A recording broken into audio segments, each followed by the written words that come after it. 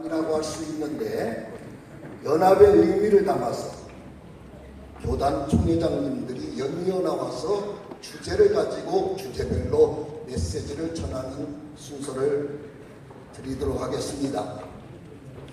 부득이 참석하지 못한 두 분 총회장님의 설교는 책자를 참조하시면 감사하겠습니다.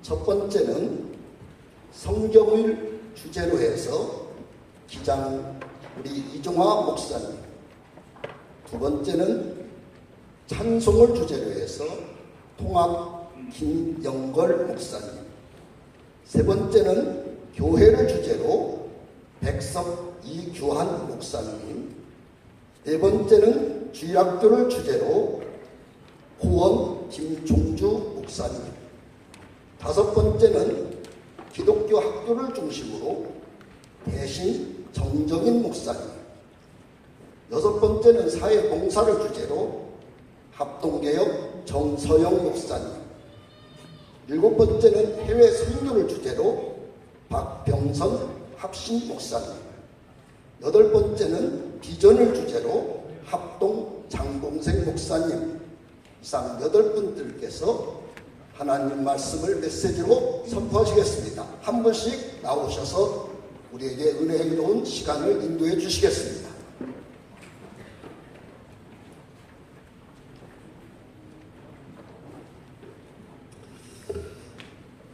사랑하는 우리 장로교 연합으로 이렇게 예배를 드리는 것, 하나님께서 부르시고 또 모이게 하셨습니다. 좋으신 하나님을 찬양합니다. 아멘. 오늘 주신 말씀 성경을 주제로 해서 본문에 있는 말씀은 히브리서 4장 16절 말씀입니다. 제가 먼저 말씀을 읽겠습니다. 하나님의 말씀은 살아있고 활력이 있어 좌우의 날선 어떤 검보다도 예리하여 혼과 영과 및 관절과 골수를 찔러 쪼개기까지 하며 또 마음의 생각과 뜻을 판단하나니, 이런 말씀입니다. 이 말씀은 성경이 단순한 고전이나 또 지식이 아니라 지금도 살아 역사하시는 하나님의 음성임을 선포하는 줄로 믿습니다. 아멘. 우리는 장로교회 날을 맞이해서 한국 장로교회 뿌리를 돌아보고 지금 우리가 어디로 가야 할지를 분명히 물어야 합니다. 개신교, 특히 장로교회는 말씀 위에 세워진 교회입니다. 그러나 오늘날 교회는 점점 말씀의 능력을 상실해가고 있습니다. 말씀은 단지 설교의 자료가 아니라 교회와 성도의 삶을 송두리째 바꿔놓는 하나님의 능력인 줄로 믿습니다. 성경의 중심은 우리가 잘 아는 대로 예수 그리스도십니다. 예수님은 고난을 피하지 아니하시고 십자가에 죽기까지 복종하셨습니다. 그런데 우리 자신들을 돌아보면 예수님을 우리가 모두가 따라간다고 이렇게 말을 하면서도 말씀을 외면한 채 우리의 안일한 그리고 편안함, 성공을 추구하려고만 합니다. 이런 신앙은 모양은 잘 갖추어졌지만 능력을 상실한 것입니다. 이런 교회는 세상을 결코 바꾸고 변화시킬 수 없습니다. 그러므로 우리는 하나님의 말씀 앞에 우리 장로교회가 다시 이런 자리를 통해서 다시 서기를 결단하고 다짐해야 될 줄로 믿습니다. 한마디로 말하면 성경으로 돌아가야 합니다. 말씀은 우리의 거짓 동기와 또 숨은 교만을 찔러 쪼개기까지 하고 회개하게 하고 새롭게 창조하시는 하나님의 도구인 줄로 믿습니다. 한국 교회가 위기를 맞이했지만 다시 사는 길, 다시 세워지는 길은 반드시 살아있는 하나님 말씀으로 성경으로 돌아가야 할 줄로 믿습니다. 이 자리에 이제 우리 장로교 지도자들과 함께 온 교우들이 한 자리에 모였는데요. 바로 그때가 지금이라고 봅니다. 우리는 이렇게 고백해야 됩니다. 주여 말씀하여 주옵소서. 종이 듣겠나이다. 이 고백으로 다시 겸허하게 하나님 앞에 무릎을 꿇는 우리 모두가 될 수 있기를 바랍니다. 아멘. 말씀이 한국 교회를 새롭게 합니다. 말씀이 우리의 목회와 선교를 이끌 것이고 말씀이 다음 세대를 다시 세울 줄로 믿습니다. 아멘. 말씀으로 새로워진 교회만이 여러분 이 세상의 속으로 다시금 나아가서 예언자처럼 외치고 화해자처럼 품고 섬김으로 복음을 담대히 전할 수 있는 줄로 믿습니다. 아멘. 오늘 우리가 말씀으로 돌아가면 하나님은 우리를 통해서 새 일을 시작하실 줄로 믿습니다. 아멘. 오늘 장로교의 날을 맞이해서 이 은혜의 날 함께 하는 모든 교회와 또 우리 성도님들 위해 하나님의 말씀의 권세와 은총이 충만히 임하기를 주의 이름으로 축원합니다. 아멘. 아멘.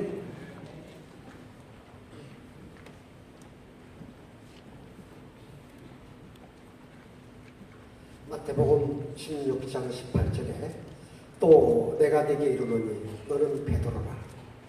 내가 이 반석 위에 내 교회를 세우려니 음부의 권세가 이기지 못하리라. 아멘. 예수님은 베드로의 신앙 고백을 통하여서 교회를 세우라고 말씀하셨습니다. 교회는 예수님은 나의 주가 되시고 나의 그리스도가 되시고 나의 하나님이 되신다고 하는 신앙 고백 위에 교회가 세워집니다.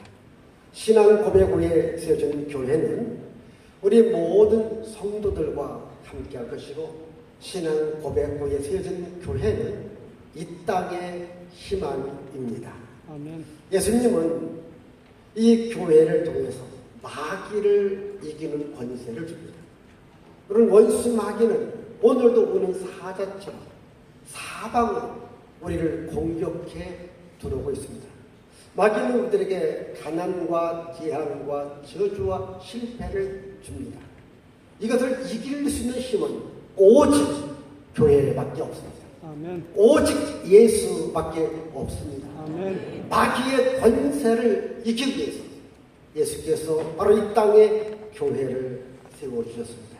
교회만이 원수 마귀를 이기는 힘이 되고 능력이 되고 권세가 됩니다. 아멘. 우리 모든 교회들이 원수 마귀를 이겨서 이 땅에 하나님의 평화가 이루어지고 이 땅에 하나님의 복이 이루어지는 우리의 모든 교회들이 되시기를 바랍니다. 아멘. 교회는 우리들에게 생명을 줍니다. 예수 그리스도 안에 모든 보화가 있습니다. 대한민국이 이와 같이 잘 살 수 있는 것은 이 땅에 교회가 세워졌기 때문입니다. 아멘. 교회가 있는 곳에 바로 생명의 역사, 다시 사는 역사가 일어났습니다. 이 교회가 축복의 통로입니다. 아멘. 저 북한을 보십시오. 똑같은 우리 한민족이지만 교회가 있는 그 땅과 교회가 없는 그 땅은 엄청난 차이가 나지 않습니다. 하나님은 교회를 통해서 오늘도 우리들에게 생명과 복을 줍니다. 아멘. 우리 모든 교회가 대한민국의 모든 백성들에게 생명을 주고 복을 주는 교회가 될 줄 믿습니다. 아멘. 그래서 교회는 이 땅의 유일한 희망입니다. 교회만 이 땅에 희망을 주고 빛을 주고 생명을 줍니다. 마귀의 권세는 어둠과 죽음을 주지만 교회는 빛과 희망을 줍니다. 교회는 낙심과 좌절 속에 있는 자들에게 소망과 꿈을 줍니다. 아멘. 또한 슬픔과 불행 중에 있는 자들에게 기쁨과 희망을 주는 것이 교회입니다. 그래서 우리는 교회를 사랑해야 됩니다. 교회 예배를 귀하게 여겨야 됩니다. 교회를 통해서 주님을 만나고 교회를 통해서 생명을 얻고 교회를 통해서 복을 받습니다. 우리 모든 교회가 주님이 기뻐하는 교회, 예배가 살아있는 교회, 이 땅에 희망이 되는 교회로 만들어갈 수 있기를 주의 이름으로 축복을 드립니다. 아멘. 감사합니다.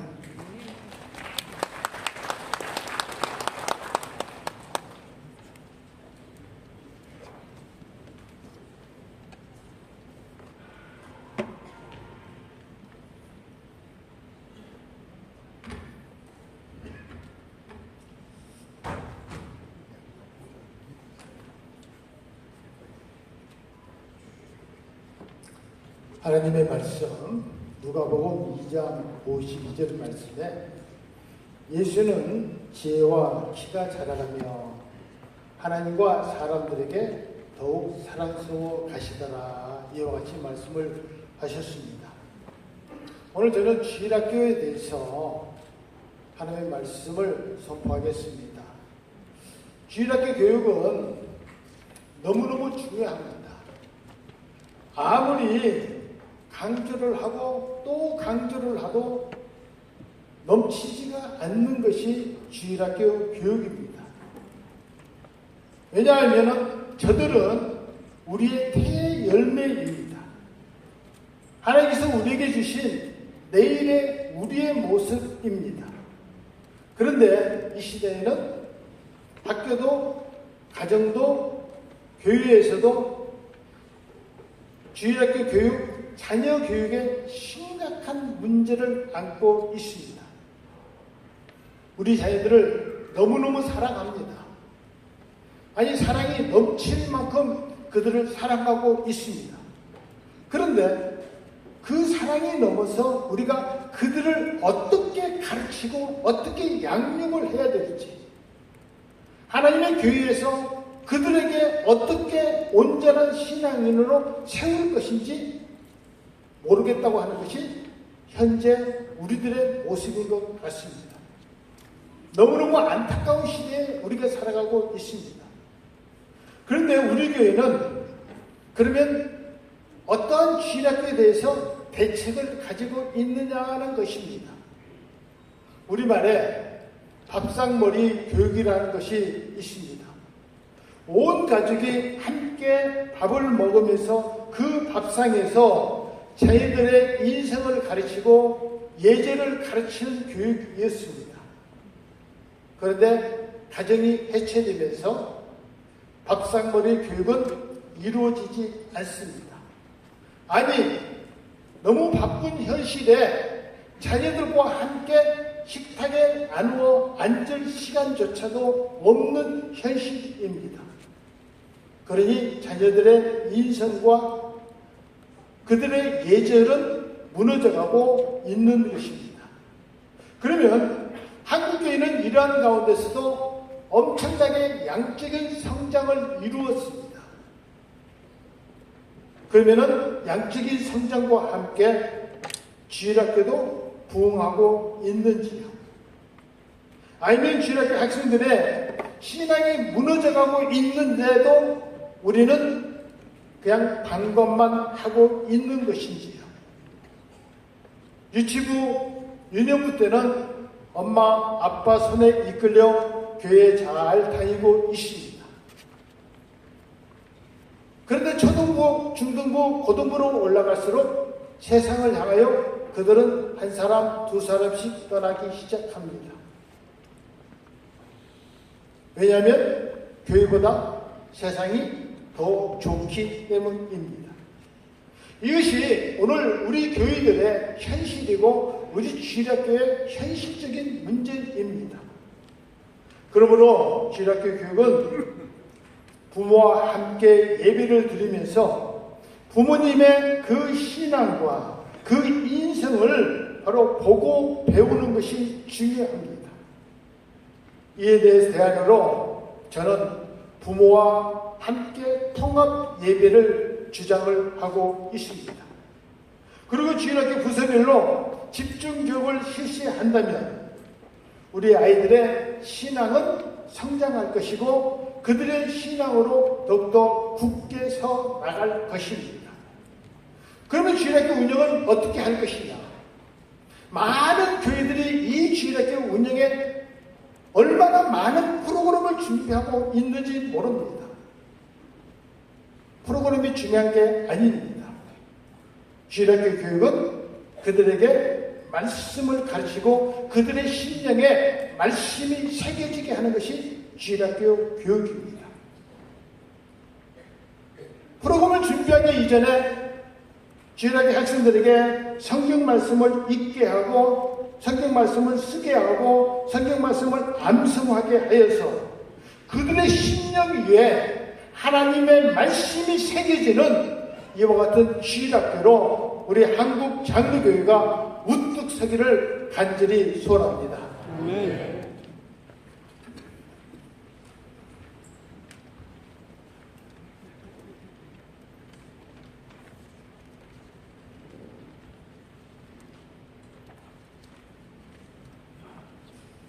반갑습니다. 저는 대신총회 정정인 목사입니다. 기독교 학교에 대해서 주제를 저에게 주셨는데 공교롭게도 제가 예전에 중학교에서 교목을 한 적이 있었습니다. 우리가 사티어 여사가 가정을 사람을 만들어내는 공장이라고 했어요. 그렇게 본다면 기독교 학교는 하나님의 사람을 만들어내는 공장이라고 해도 과언이 아닙니다. 왜냐하면 목사님들 논산 훈련소 가서 여러분 거기 군 진중 세대식 가보신 분들이 꽤 있으실 겁니다. 4,000명, 5,000명의 그 군인들을 한꺼번에 세례를 주는 거예요. 그러니까 쉽게 말하면 가두어놓고 복음을 전하는 거죠. 세례받는다고 해서 다 믿는지 모르겠지만 그러나 분명한 사실은 그 중에서 예수 믿는 사람들이 생긴다는 거죠. 기독교 학교도 마찬가지입니다. 그 학생들이 학교에 들어와요. 그러면 원튼 원치 않든 학교에서 성경 수업을 하게 되어 있습니다. 그러면 그 학교를 통해서 수업을 통해서 변화받는 친구들이 있다라고 하는 것이죠. 이게 사람이라고 하는 것을 헬라어로 안트로포스라고 하죠. 위를 바라보는 존재라고 하는 거예요. 그러니까 하나님이 사람을 지으실 때 인간이 위를 바라보고 하나님을 바라볼 때 참으로 만족한 삶을 살도록 하나님이 우리를 그렇게 지으셨어요. 그러니까 하나님과 교제 속에 내가 산다라고 하는 것은 굉장한 축복이라고 하는 것이죠. 그러면 이 교제라고 하는 것은 하나님을 알아가는 이 과정, 영적 교제라고 하는 것은 하나님을 알아가는 과정이라고 볼 수가 있습니다. 그래서 이 하나님을 알아가는, 하나님을 깊이 있게 알아가는 이 과정, 학교에서 학생들에게 이런 커리를 만들어서 제공을 하고 이 학생들에게 말씀 교육이 이루어진다라고 하면 우리가 기독교를 굉장히 어둡게 미래를 전망하고 있는데 더 밝아질 수도 있다라고 저는 생각합니다. 그런 의미에서 보면 교회에서 저는 기독교 학교를 세워야 된다 이렇게 생각합니다. 세상 학교에서는 어떻게 성경을 가르칠 수 있겠어요? 옛날에는 학교에서 선생님들이 점심시간에 학생들 붙잡고 성경 공부하고 기도하고 막 이랬어요. 근데 지금은 그렇게 할 수가 없습니다. 그런데 교회에서 학교를 세우면 할 수가 있어요.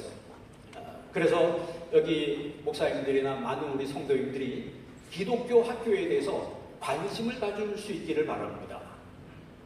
그럼 학교에서 하는 일이 뭐냐? 학교에서 하는 건요, 학생들이 학교에 들어올 때는 경험이 없잖아요. 경험이 없기 때문에 학교의 교육은 선험이 되는 거예요. 칸트의 현상학에 보면 아프리오리란 말이 있습니다. 그것은 선험이란 얘기예요. 7 곱하기 7이 얼마죠? 49죠. 어떻게 알았어요? 49를 알려면 일일이 다 세봐야 돼요. 그런데 우리는 세보지도 않고 7, 7이 하면 49 딱 답이 나와요. 그 왜 그러냐면 산수라고 하는 원리를 배웠기 때문에 그래요. 그런 것처럼 성경에는 원리가 나와 있습니다. 우주 창조의 원리가 나와 있고 구원의 원리가 나와 있고 삶의 신비의 원리가 나와 있어요. 그러면 학생들이 어린 시절 모르는데 교육을 통해서 이 원리를 배우는 거예요. 수학도 원리 아닙니까? 모든 게 원리예요. 이 원리를 내 안에 터득을 하면 이게 세상에 나가서 자신 있는 거죠. 왜냐하면 내가 어떻게 살아가야 될 원리를 알았기 때문에. 그럼 오늘 본문 말씀은 마태복음 28장 19절 20절 말씀인데, 제자 삼으라. 너희는 가서 모든 족속으로 제자를 삼아 아버지와 아들과 성령의 이름으로 세례를 주고 내가 너희에게 분부한 모든 것을 가르쳐 지키게 하라고 했어요. 그리고 여기서 5가지 동사가 나옵니다. 가라, 제자 삼으라, 세례를 주라, 가르치라, 지키게 하라.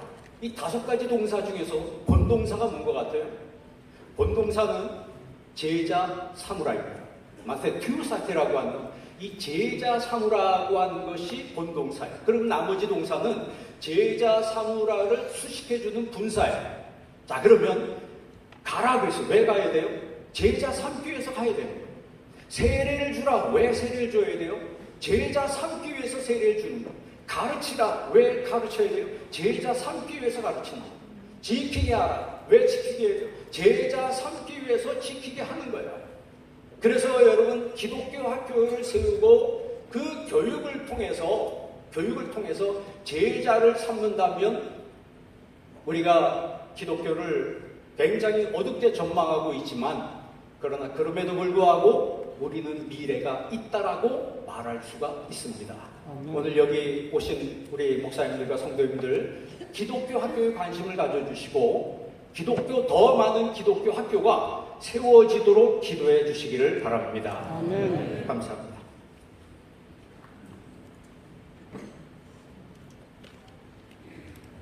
하나님 말씀 한 것 보겠습니다. 마태복음 28장 18절부터 20절 말씀입니다. 제가 읽습니다. 예수께서 나와 말씀하여 이르시되 하늘과 땅의 모든 권세를 내게 주셨으니 그러므로 너희는 가서 모든 민족을 제자로 삼아 아버지와 아들과 성령의 이름으로 세례를 베풀고 내가 너희에게 분부한 모든 것을 가르쳐 지키게 하라. 볼지어다 내가 세상 끝날까지 너희와 항상 함께 있으리라 하시니라. 아멘. 올해 우리는 한국 선교 140주년을 맞이하며 하나님께서 선교사님들을 보내어 주심으로 이 민족 가운데 구원의 크신 역사 베풀어 주신 은혜를, 그 사랑을 다시 한번 기억하며 감사함으로 보내고 있습니다. 우리 하나님께서 많은 선교사들을 이 땅에 보내셔서 영육간에 가난하고 굶주리고 헐벗고 살아가던 이 백성들을 돌보아 주셨고, 이 땅의 교회를 부흥시키셔서 171개국에 2만 명이 넘는 장기 선교사를 파송하는 선교 대국이 되게 해 주셨습니다. 그러나 오늘의 현실은 한국교회의 교세가 약해지고 있고 파송 선교사 수는 점점 줄어들어가고 있습니다. 팬데믹 이후로 선교의 현장은 더욱더 어려워졌습니다. 변화무쌍한 세상에, 그리고 현장의 변화에 선교 전략이 따라가지 못하여 오늘날 한국교회는 선교에 어려움이 닥쳐 있는 것입니다. 그러나 이런 시대, 이 상황 속에 우리가 꼭 기억할 것이 있습니다. 교회는 교세가 약하여지고 선교 현장은 점점 어려워져 가지만 우리가 꼭 기억할 것은 교회의 위기가, 선교의 위기가 복음의 위기는 아니라는 사실입니다. 다시 말씀드립니다. 교회의 위기가 복음의 위기는 아니고 선교의 위기가 복음의 위기는 아닙니다. 왜냐하면 복음이신 예수 그리스도께서 하늘과 땅의 모든 권세를 가지신 분이시고 그 주님께서 복음을 전파하는 곳곳에 영원토록 함께 하시겠다고 약속하셨기 때문입니다. 그 어느 시대, 그 어떤 상황에서도 복음이 위기인 적은 없습니다. 예수님께서 약속하신 대로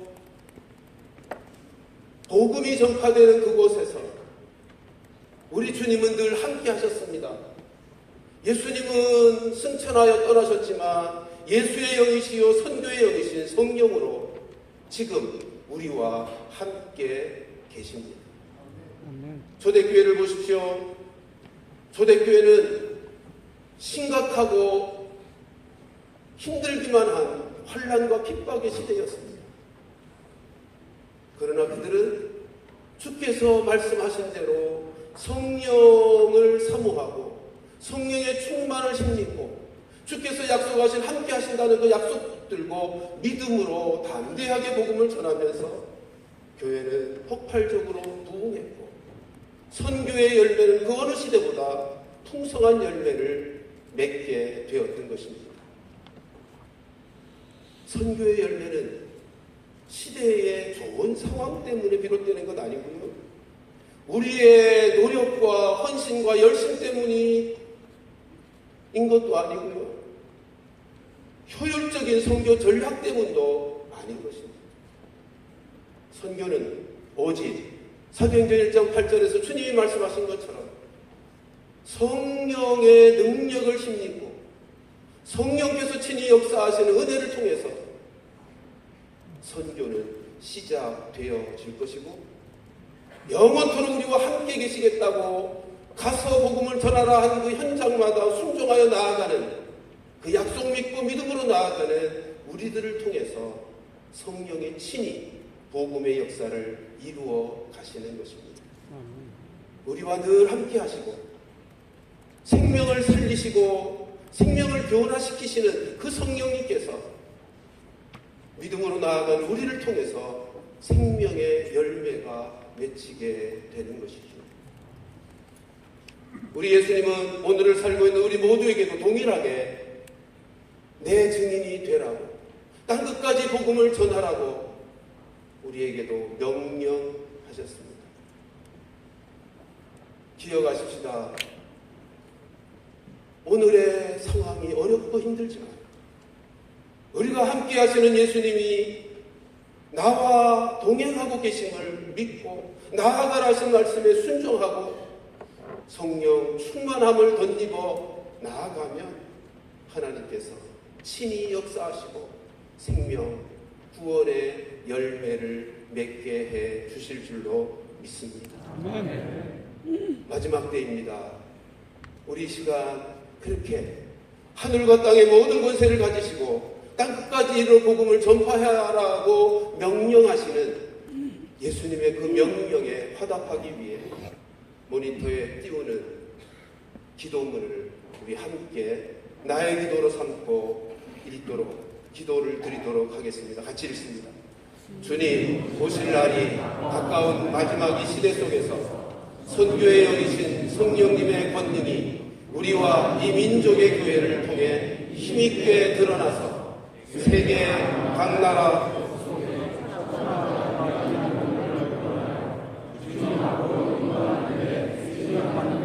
우리 모두가 되게 하옵소서. 아멘. 이 은혜와 복이 우리 모두에게 특별히 장로교회로 하나님의 축복을 믿으며 하나님께서 구원의 역사를 이루어 가심에 신실하심을 신뢰하는 우리 모두에게서 이루어지는 축복의 역사이기를 주님의 이름으로 축원합니다. 아멘.